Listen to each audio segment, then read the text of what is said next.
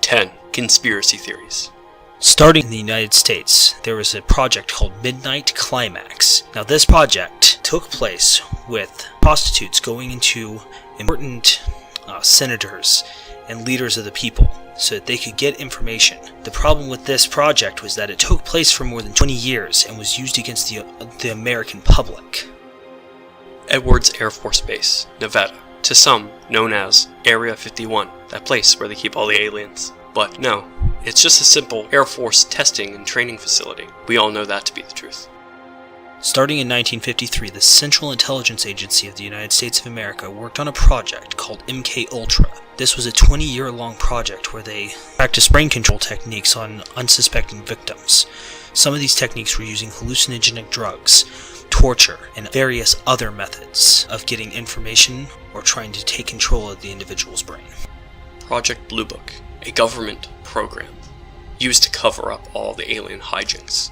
Once referred to as magic, they studied alien and extraterrestrial intelligence to find methods of distributing their technology or gathering it in other locations. This research team was expected to have picked up the crash-landed vehicle in Roswell, New Mexico.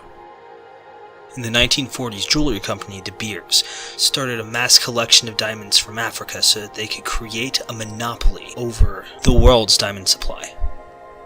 Now we all know the story of the JFK assassination. The grassy knoll, 2 snipers. That's our entry on this list. At the height of the Cold War, it is highly believed that the American and Russian governments individually created sleeper agents and sent them to the other country. Why? Obvious, so that they could have a spy there, ready to operate as soon as a command was given.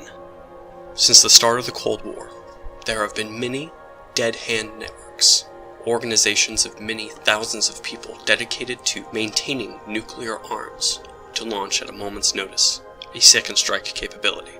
These dead hand networks are suspected to be broadcasted to by what are known as number stations, radio frequencies, sending out continuous streams of numbers.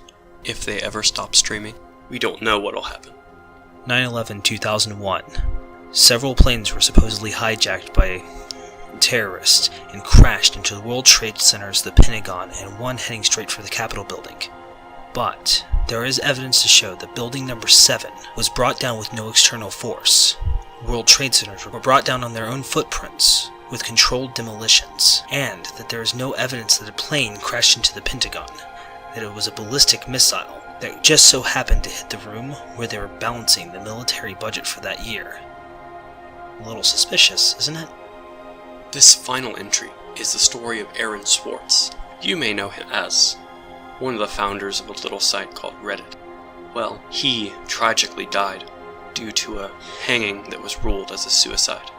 However, there's reason to believe that Aaron Swartz may have been killed by the United States government because of his thievery of every scientific research paper in the world from MIT's central servers, and many other hacktivist actions.